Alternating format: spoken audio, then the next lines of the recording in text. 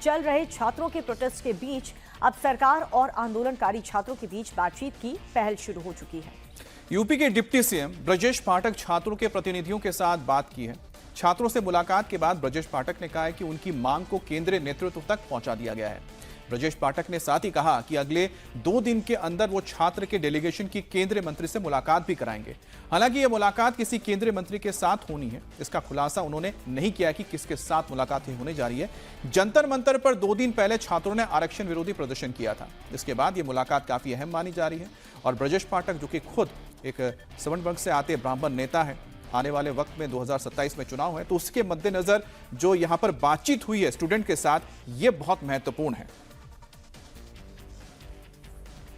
प्रदर्शन हुआ, उसमें आप सब की एक हमें पत्र मिला है। उस पत्र को हमने अपने केंद्रीय नेतृत्व को दिया है और केंद्रीय नेतृत्व ने कहा है कि हमारे जो साथी, हमारे युवा साथी जो जंतर मंतर पर धरने पर बैठे थे, उनकी मांगों पर हम विचार करेंगे, गंभीरतापूर्वक विचार करेंगे और किसी भी स्थिति में अपने देश के युवाओं का, अपने देश के छात्रों का कोई नुकसान नहीं होने देंगे और सबको साथ लेकर के चलेंगे। अब इसी बात की सूचना देने के लिए हम आपके बीच में आएंगे और 2 दिन के बाद आप लोगों की इच्छा थी कि हम केंद्रीय नेतृत्व के समक्ष अपनी बात रखें, तो माननीय केंद्रीय मंत्री जी के साथ में 2 दिन के बाद इनकी बैठक होगी, उसमें हम इनको लेकर के जाएंगे और इनसे साथ में बात करेंगे। अब 2 दिन पहले दिल्ली में जंतर मंतर पर छात्रों ने प्रदर्शन किया था। छात्रों का एक समूह कल भी जंतर मंतर पर प्रोटेस्ट करने पहुंचा था, लेकिन पुलिस ने उन्हें प्रोटेस्ट से पहले ही हिरासत में ले लिया। रिजर्वेशन रिफॉर्म के छात्रों की मांग की ये सभी छात्र बौद्धिक क्षमता का समान विकास होने का मौका मिले, ये कह रहे हैं। प्रोफेशनल कोर्सेज में भी सभी छात्रों को समान अवसर दिया जाए और किसी छात्र के साथ अन्याय ना हो। ब्रजेश पाठक से मुलाकात के बाद छात्रों ने कहा है कि उन्हें केंद्रीय मंत्री से मुलाकात का इंतजार है। के साथ थोड़ी सी बर्बरता हुई है, जो गरीबों के साथ बर्बरता हुई है उसको देखा जाए कि शांतिपूर्ण प्रदर्शन जब भी हो तो उस पर ध्यान दिया जाए। और हमारी मानना है कि सर ने कहा है कि केंद्रीय मंत्री जी से हमारी मुलाकात कराई जाएगी और हम लोगों की बात वहाँ रखी जाएगी, तो सर अपने वादे पर खरा उतरेंगे और सर अपनी मांग को पूरा करेंगे। हमारा कहीं ना कहीं कहना है कि अगर जिनके केंद्रीय मंत्रियों से हो सके कराया जाए, लेकिन अमित शाह जी और मोदी जी से हो सके तो ज़्यादा अच्छी बात रहेगी हमारे लिए।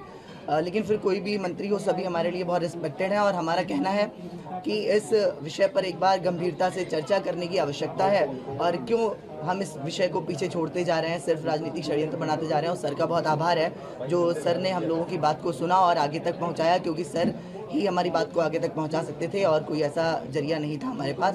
तो सर ने हम लोगों की बात सुनी। अब देखिए, रिजर्वेशन को लेकर के यूपी में सियासी माहौल काफी गर्मा गया है।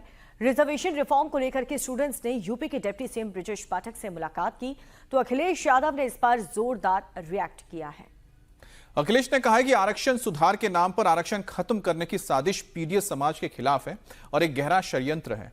आरक्षण पीडीए का अधिकार है, किसी की इच्छा का विषय नहीं है। अखिलेश ने कहा है कि बीजेपी और उसके संगी साथी वक्त वक्त पर किसी तरह से कभी समीक्षा तो कभी सुधार जैसे शब्दों का प्रयोग करके आरक्षण का विरोध करते हैं, लेकिन आरक्षण था, आरक्षण है और आरक्षण रहेगा। और हमारे साथ हमारी संवाददाता रुचि कुमार जुड़ गई हैं। रुचि, इस वक्त आपके साथ जो लोग हैं उनसे जरूर बात कीजिएगा, लेकिन दूसरी तरफ जिस तरह से डिप्टी सीएम की बातचीत हुई है, जो आंदोलनकारी है, क्या वो आश्वस्त हैं कि अब उनकी जो मांगे हैं उसे सुनी जाएगी और एक रास्ता निकाला जाएगा?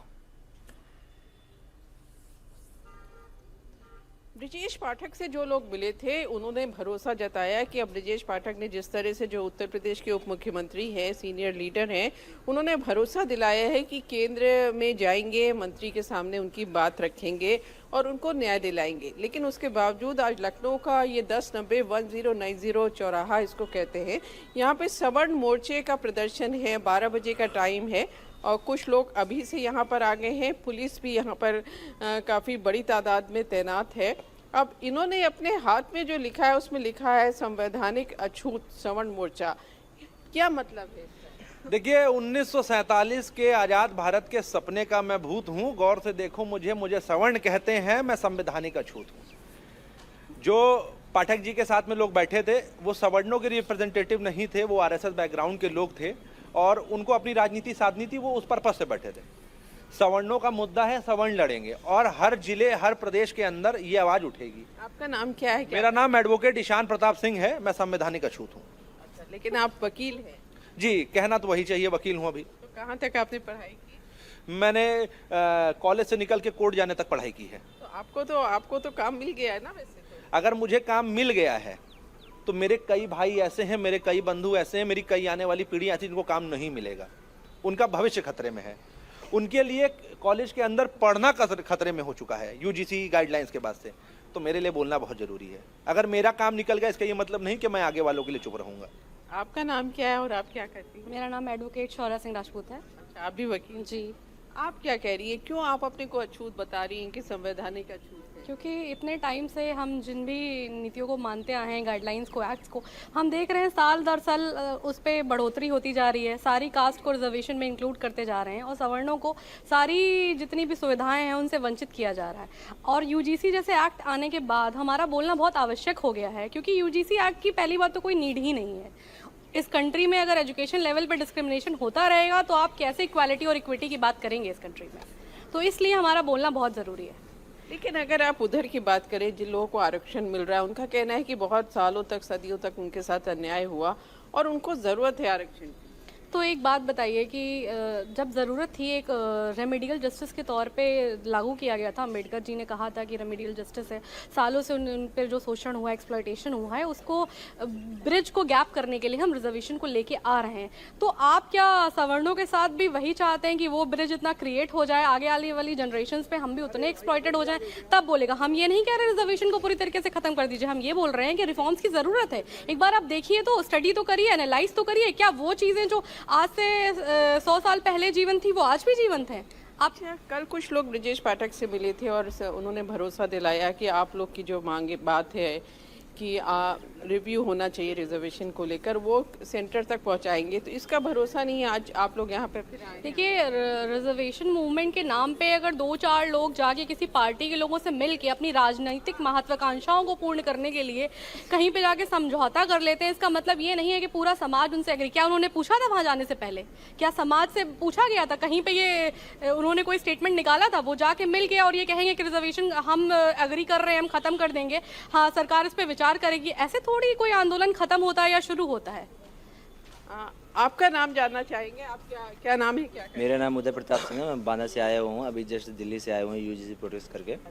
तो मैं इतना ही चाहूंगा कि यूजीसी प्रोटेस्ट से वापस लेना चाहिए और आरक्षण बिल्कुल। तो रिजर्वेशन रिफॉर्म को लेकर के रुचि जी यहाँ पर साफ तौर पर नाराजगी लोगों की देखने को मिल रही है, हाथों में तख्तियां लेकर के प्रदर्शन कर रहे हैं।